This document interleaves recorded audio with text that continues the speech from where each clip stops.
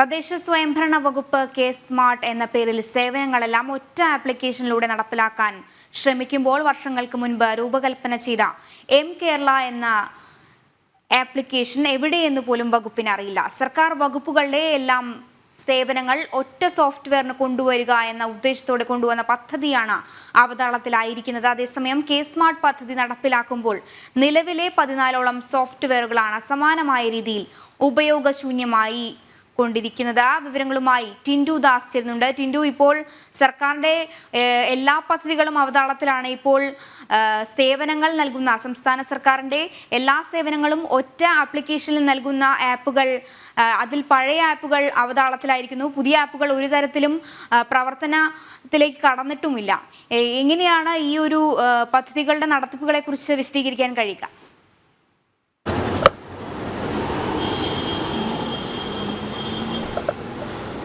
മഞ്ജുഷ, പുതുവത്സര ദിനത്തിലാണ് K smart എന്ന റവന്യൂ വകുപ്പിന്റെ പുതിയ ആപ്ലിക്കേഷൻ പൊതുജനങ്ങൾക്കിടയിലേക്ക് എത്തുന്നത്. ഇതിന്റെ പ്രത്യേകത എന്ന് പറയുന്നത് വിവിധ വകുപ്പുകളെ ഏകോപിപ്പിച്ചുകൊണ്ട് ആ വകുപ്പുകളുടെ എല്ലാം തദ്ദേശ സ്വയംഭരണ സ്ഥാപനങ്ങൾ വഴിയോ അതുപോലെ തന്നെ മറ്റ് വകുപ്പുകളെ ഏകോപിച്ചുകൊണ്ട് ഇതെല്ലാം ഒരേ രീതി, അതായത് ഈ സർട്ടിഫിക്കറ്റ്, കെ ഡിസ്ക് സർട്ടിഫിക്കറ്റുകൾ, അതുപോലെ തന്നെ റവന്യൂവുമായിട്ട് ബന്ധപ്പെട്ട തിരുത്തലുകൾ, അതുപോലെ തന്നെ കെട്ടിട നമ്പർ, അതുപോലത്തെ ഈ റവന്യൂവുമായും തദ്ദേശ സ്വയംഭരണമായി വകുപ്പുമായി ബന്ധപ്പെട്ട് വരുന്ന എല്ലാ സർട്ടിഫിക്കറ്റുകളും മറ്റ് ആവശ്യങ്ങളും നടപ്പിലാക്കുന്നതിന് വേണ്ടിയിട്ടാണ് കെ സ്മാർട്ട് പദ്ധതി രൂപീകരിക്കുന്നത്. ഇത് പുതുവർഷത്തോടു കൂടി തന്നെ പൊതുജനങ്ങളിലേക്ക് എത്തും എന്ന് അറിയിച്ചിട്ടുണ്ട്. പക്ഷേ ഇതിൻ്റെ ഒരു പ്രത്യേകത എന്ന് പറയുന്നത് കഴിഞ്ഞ ഒരു 7, 8, 9 വർഷമായി അല്ലെങ്കിൽ 7 വർഷമായി സംസ്ഥാനത്ത് വിവിധ ആപ്ലിക്കേഷനുകളാണ് വിവിധ വകുപ്പുകളെ ഏകോപിപ്പിക്കാൻ വേണ്ടി ഉണ്ടാക്കിയത്. അതായത് തദ്ദേശ സ്വയംഭരണ വകുപ്പിലായാലും റവന്യൂ വകുപ്പിലായാലും അതുപോലെ തന്നെ മറ്റു വകുപ്പുകളിലൊക്കെ ആയാലും വിവിധ ആപ്ലിക്കേഷനുകൾ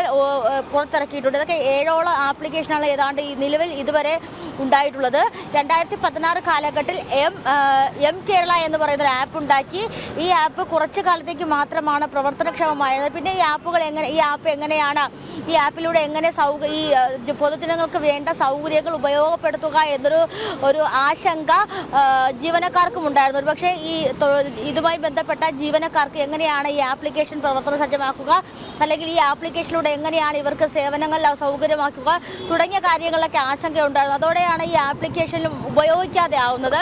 പിന്നെ വീണ്ടും മാനുവലായിട്ടുള്ള രീതിയിലേക്ക് പോവുകയായിരുന്നു. സർട്ടിഫിക്കറ്റുകളായാലും അല്ലെങ്കിൽ റിലീസുകളായാലും അല്ലെങ്കിൽ റവന്യൂ തദ്ദേശ സ്വയംഭരണ വകുപ്പുമായി ബന്ധപ്പെട്ട് വരുന്ന എന്ത് പേപ്പർ ആവശ്യങ്ങളൊക്കെ ആയാലും വീണ്ടും മാനുവൽ എന്നൊരു ഘട്ടത്തിലേക്ക് പോവുകയാണ് ചെയ്തത്. അതിനുശേഷമാണ് സംസ്ഥാന സർക്കാർ കെ സ്മാർട്ട് എന്ന് പറയുന്ന ഈ ഒരു പദ്ധതി കൊണ്ടുവരുന്നത്. പക്ഷേ ഈ ഒരു പദ്ധതിയിലും ജീവനക്കാർക്ക് എങ്ങനെയാണ് ഈ സോഫ്റ്റ്വെയർ ഉപയോഗിക്കേണ്ടതെന്നോ അല്ലെങ്കിൽ ഈ സോഫ്റ്റ്വെയറിലൂടെ എങ്ങനെയാണ് കാര്യങ്ങൾ കാര്യക്ഷമതയോടുകൂടി നടത്തേണ്ടതോ ഇതുവരെ ഒരു വ്യക്തത വന്നിട്ടില്ല. അതുകൊണ്ട് തന്നെ പുതുവത്സരത്തിൽ കൊണ്ടുവന്ന ഈ പദ്ധതി ഇതുവരെയായിട്ടും സംസ്ഥാനത്ത് നടപ്പിലായിട്ടില്ല എന്ന് വേണം പറയാൻ. പക്ഷെ അതിന് മുന്നോടിയായി തന്നെ റവന്യൂ വകുപ്പിലായാലും തദ്ദേശ സ്വയംഭരണ വകുപ്പിലായാലും 7 അതിലധികം ആപ്ലിക്കേഷനുകൾ ഉണ്ടാക്കിയിട്ടുണ്ട്. ഈ ആപ്ലിക്കേഷനുകൾക്കൊക്കെ ചിലവാകുന്നത് വലിയ തുകയാണ്. ഇത് സാങ്കേതിക വകുപ്പുമായി ബന്ധപ്പെട്ട് വരുന്ന സാങ്കേതിക വകുപ്പുമായി ബന്ധപ്പെട്ട് നടപ്പിലാക്കുന്ന ഒരു പദ്ധതിയാണ് ഈ ആപ്ലിക്കേഷൻ്റെ അല്ലെങ്കിൽ സോഫ്റ്റ്വെയർ ഡെവലപ്മെന്റ്സ് എന്ന് പറയുന്നത്. പക്ഷേ സാങ്കേതിക വകുപ്പ് എന്ന് പറയുന്നത് മുഖ്യമന്ത്രിയുടെ അധീനത അല്ലെങ്കിൽ മുഖ്യമന്ത്രിയുടെ കീഴിൽ വരുന്നൊരു വകുപ്പാണ്. പക്ഷേ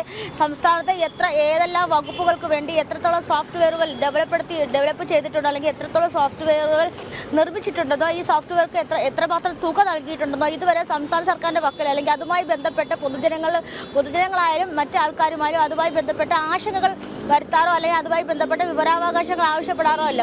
അതുകൊണ്ട് തന്നെ സാങ്കേതിക വകുപ്പുമായി ബന്ധപ്പെട്ട് വരുന്ന ഈ ആപ്ലിക്കേഷനുകൾക്ക് വേണ്ടിയിട്ട് സംസ്ഥാന സർക്കാർ വർഷാവർഷം കോടിക്കണക്കിന് രൂപയാണ് ചിലവാക്കുന്നത്. അപ്പോൾ ഈ ആപ്ലിക്കേഷനുകൾക്ക് ഒരു 1-2 മാസം നിലനിൽക്കുകയും പിന്നീട് അത് ഉപയോഗശൂന്യമായി പോവുകയാണ് ചെയ്തത്. അതിന് ഉദാഹരണമാണ് ഈ കെ സവാരി, അതുപോലെ തന്നെ വെബ്കോ തുടങ്ങിയ ആപ്ലിക്കേഷനുകൾ. ഇതിന് സമാനമായിട്ട് തന്നെയാണ് ഇപ്പോൾ കെ സ്മാർട്ട് നിർമ്മിച്ചിരിക്കുന്നത്.